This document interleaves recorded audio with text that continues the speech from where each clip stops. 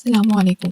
کیا آپ کو معلوم ہے کہ سال کے 365 دنوں میں سے سب سے افضل اور قیمتی دن کون سے ہیں؟ جی ہاں، رمضان کے آخری 10 دنوں سے بھی زیادہ فضیلت والے دن ذی الحج کے پہلے 10 دن ہیں۔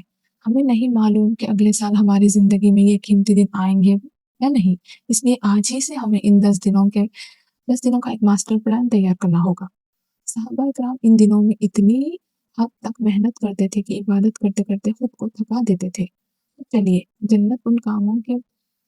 جانتے ہیں ان کاموں کے بارے میں جو ہماری آخرت بدل سکتے ہیں۔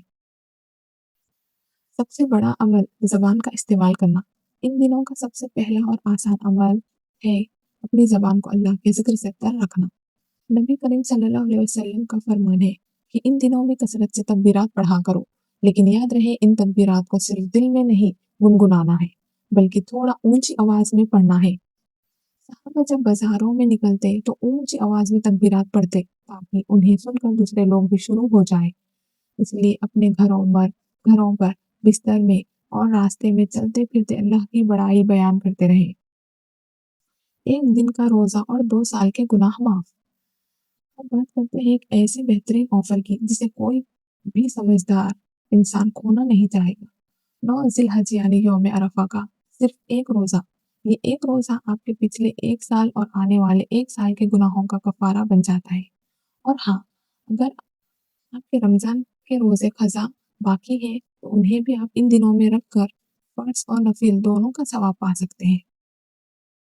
ذی الحج کا سب سے افضل اور بڑا عملی کام قربانی کرنا ہے۔ اللہ کی راہ میں جان کا صدقہ دینا ان دنوں میں سب سے محبوب عمل ہے۔ اگر آپ اکیلے قربانی کرنے کی اختیار نہیں رکھتے تو پریشان مت ہو، آپ دوسروں کے ساتھ مل کر یا کسی ادارے کے ذریعے حصہ ڈال کر بھی اس عظیم ثواب کا حصہ بن سکتے ہیں۔ اب چلیے جانتے ہیں کہ اس مہینے میں کیا کرنا چاہیے اور کیا نہیں کرنا چاہیے ہمیں۔ ایک طرف ہمیں نیکیاں کمانی ہے تو دوسری طرف خود بری عادتوں کو ہمیشہ کے لیے دفن کرنا بھی ہے۔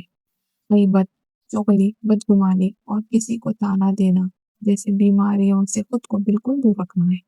ان دنوں میں طاقت ہونے کے باوجود اپنے غصے کو پینا سیکھیے۔ اپنی زبان اور اپنے شر سے اپنے پڑوسیوں اور اپنے گھر والوں کو مکمل محفوظ رکھیں۔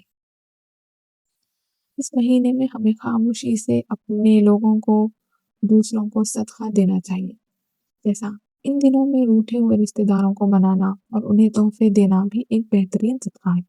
صدقہ صرف پیسہ دینا نہیں ہوتا، کسی پریشان حال کی مشکل دور کرنا یا کسی کو خوشی دینا بھی ایک صدقہ ہے۔